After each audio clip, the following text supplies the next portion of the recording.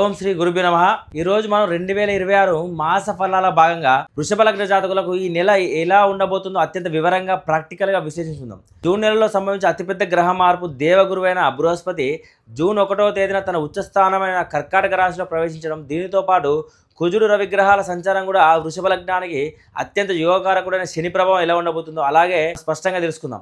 ఈ నెలలో మీరు ఏ విషయాలు లాభపడతారు, ఎక్కడ జాగ్రత్త పడాలో ఇప్పుడు కళ్ళకు కట్టినట్లు చూద్దాం.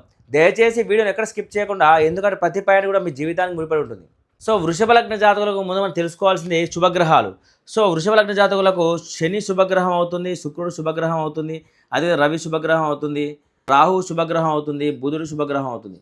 సో ఈ 5 గ్రహాలు కూడా శుభగ్రహాలు అయితే మిగతా గ్రహాలు వచ్చేసి గురు కానీ, కుజ కానీ, చంద్ర కానీ, అదేవిధంగా కేతు కానీ, ఈ 4 గ్రహాలు పాపగ్రహాలు అయితే.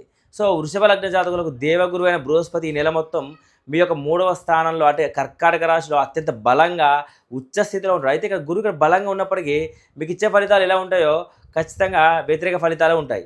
సో జ్యోతిష శాస్త్రం ప్రకారం 3వ ఇల్లు అంటే పరాక్రమ స్థానం, కమ్యూనికేషన్ స్థానం మరియు తోబుట్టుల స్థానం. ఉచ్చ గురువు ఇక్కడ బలంగా ఉన్నప్పటికీ 3వ భావానికి సంబంధించి కొంత వ్యతిరేక ఫలితాలు ఇస్తారు. అంటే మీ యొక్క పనుల్లో ఆటంకాలు రావడము, తోబుట్టులతో చిన్నపాటి మనస్పర్ధాలు వచ్చే అవకాశం ఉంది. కాబట్టి మాట తీరులో సమయాన్ని పాటించాలి. అదేవిధంగా అదృష్టం మరియు ప్రయాణాలపై దృష్టి పెట్టాలి. గురువు తన దృష్టి ద్వారా మీ యొక్క 9వ భావాన్ని అంటే భాగ్యస్థానాన్ని వీక్షిస్తున్నాడు. దీనివల్ల 9వ భావానికి సంబంధించిన ఫలితాలు కూడా మీకు వ్యతిరేకంగా వస్తాయి. ప్రాక్టికల్గా చెప్పాలంటే అదృష్టం పెద్దగా కలిసి రాకపోవడం, తండ్రి గారి ఆరోగ్య విషయం చిన్నపాటి ఇబ్బందులు రావడం జరుగుతుంది. అలాగే దూర ప్రయాణాల వల్ల శ్రమ పెరిగే అవకాశం ఉంది. ప్రతి పనికి మీరు ఈ నెలలో రెట్టింపు కష్టపడాల్సి ఉంటుంది. కుజుని పరిస్థితి నెల మొదటి 15 రోజులు, నెల మొదటి సగ భాగంలో అంటే జూన్ 1 నుంచి ఒక 15 వరకు కుజుడు మీ లగ్నానికి 12వ స్థానంలో, వ్యయ స్థానంలో మేషరాశిలో చాలా బలంగా ఉంటూ పూర్తి వ్యతిరేక ఫలితాలు ఇస్తుండు. అదే సమయంలో సూర్య భగవానుడు మీ లగ్నంలో ఉంటాడు. దీనివల్ల ప్రాక్టికల్గా ఏం జరుగుతుంది అనేది చూద్దాం. సో కుజుని వ్యతిరేక ప్రభావం వల్ల 12వ ఇంటి ఉన్న కుజుడు తన దృష్టితోని ఇక్కడ చూసుకుంటే 6వ స్థానాన్ని వీక్షిస్తున్నాడు, అదేవిధంగా 7వ స్థానాన్ని వీక్షిస్తున్నాడు, 3వ స్థానంలో ఉన్న గురువును కూడా వీక్షిస్తున్నాడు. సో ఇక్కడ 6వ స్థానం అంటే ఏంటిది? శత్రు రోగ అప్పులు. 7వ స్థానం అంటే భాగస్వామ్యం కానీ, దాంపత్యం కానీ. ఇవన్నీ వీక్షించడం వల్ల పాప ఫలితాలు వస్తాయి. అనవసరమైన ఖర్చులు పెరగడము, శత్రువుల వల్ల టెన్షన్లు, అలాగే జీవిత భాగస్వామితో కూడా, వ్యాపార భాగస్వామితో కూడా గొడవలు రావచ్చు.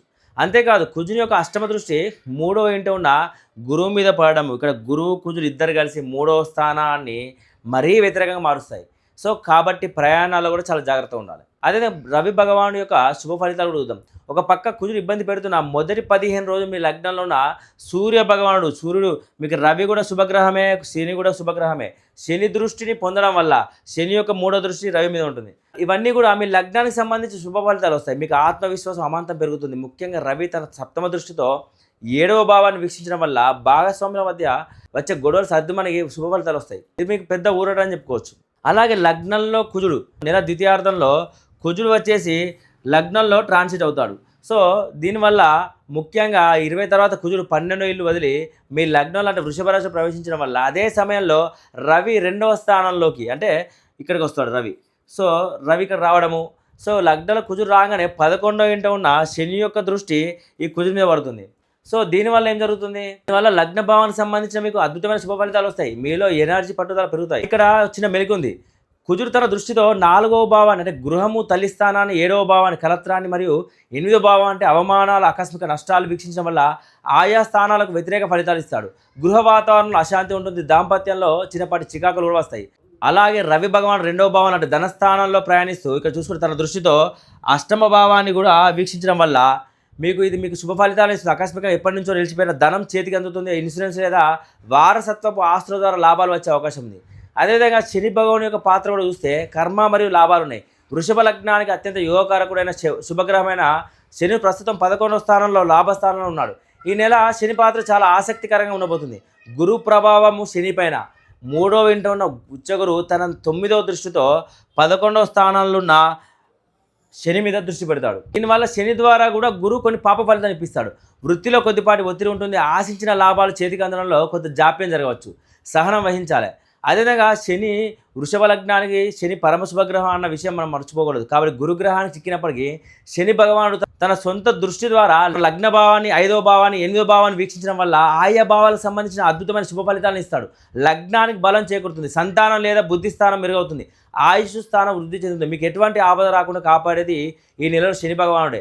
అలాగే 4 మరియు 10 భావాల ఫలితాలు చూసుకుంటే వృషభ లగ్నానికి ఈ నెలలో రాహుకేతుల ఫలితాలు వ్యక్తిగత జాతకంలో నడుస్తున్న దశల ఆధారంగా మీ యొక్క 4వ భావం గృహము, వాహనం, సుఖం మరియు అదే 10వ భావానికి చెందిన కెరీర్, వృత్తి స్టేటస్ సంబంధించిన ఈ విధంగా మీరు క్యాలిక్యులేట్ చేసుకోవాలి. మీ మహాదశను ఒకసారి చెక్ చేసుకోవాలి. అదేవిధంగా రాహు మహాదశ నడుస్తుంటే మీకు ఒకవేళ కేతు మహాదశ అయిపోయి ఉంటే ఇన్ని రోజులు మీరు గురు చేతిలో చిక్కుకొని పాప ఫలితాలు ఇచ్చిన రాహు ఇప్పుడు మీ యొక్క జాతకంలో రాహు దశ నడుస్తుంటే కేతు దశ అయిపోయి ఉంటే ఖచ్చితంగా 4 మరియు 10 భావాలకు సంబంధించిన బ్రహ్మాండమైన శుభ ఫలితాలు ఇస్తాడు.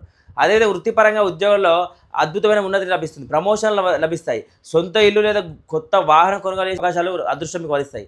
అదేవిధంగా కేతు మహాదశ నడుస్తుంటే ఒకవేళ ఫలితాలు రివర్స్ వస్తాయి. ఒకవేళ రాహు దశ అయిపోయి కేతు దశ మాత్రమే మిగిలి ఉంటే 4 మరియు 10 భావాలకు సంబంధించిన వ్యతిరేక ఫలితాలు వస్తాయి. ఉద్యోగంలో ఊహించిన ఒత్తిడి, పై అధికారులతో మాట పట్టింపులు రావచ్చు, గృహంలో ప్రశాంతత లోపించడము లేదా తల్లిగారి ఆరోగ్య విషయంలో ఆందోళనలు వస్తాయి. ఎలాంటి ఆస్తుల కొనుగోలైన ఈ సమయంలో దయచేసి చేయకండి. మరియు ఓవరాల్గా వృషభ లగ్న జాతకులకు ఈ నెల మిశ్రమ ఫలితాలు ఇస్తుంది. ఉచ్చగురుడు వల్ల ప్రయాణాలు, శ్రమ పెరిగిన వ్యయస్థాన కుజుడి వల్ల ఖర్చులు ఎక్కువగా ఉన్న మీ లగ్న శుభగ్రహాలైన రవి, శని మరియు రాహుల బలం వల్ల మీరు ఈ ఇబ్బందులను ధైర్యంగా బయటపడతారు. ముఖ్యంగా రవి వల్ల లగ్నానికి బలం పెరుగుతుంది కాబట్టి సమస్యలు సులభంగా ఎదుర్కొంటారు. ఈ నెలలో మీరు తప్పక చేసుకోవాల్సిన పరిహారాలు చూసుకుంటే కుజుని యొక్క వ్యతిరేకత, గొడవలు తగ్గడానికి ప్రతి మంగళవారం సుబ్రహ్మణ్యేశ్వర స్వామికి కుంకుమార్చన చేయించండి. అదేవిధంగా గురుగ్రహం వల్ల ఎదురయ్యే ఆటంకాలు తొలగించుకోవడానికి ప్రతి గురువారం దక్షిణమూర్తిని దర్శించి పసుపు రంగు పూలతో పూజ చేయడం అత్యంత శ్రేయస్కరం. ఈ విశ్లేషణ మీ అందరికీ ఉపయోగపడుతుందని ఆశిస్తున్నాను. ఇలాంటి మరిన్ని ఖచ్చితమైన జ్యోతిష్య వాస్తు విశ్లేషణ కోసం ఇప్పుడే మన యొక్క ఛానల్ని సబ్స్క్రైబ్ చేసుకోండి. నోటిఫికేషన్ కోసం పక్కన ఉన్న గంట సింబల్ని ఒకటి మర్చిపోకండి. ఈ వీడియో కనుక మీకు నచ్చినట్టయితే లైక్ చేసి మీ మిత్రులకు, బంధువులకు తప్పకుండా షేర్ చేయండి. సర్వే జన సుఖినో భవంతు. నమస్కారం.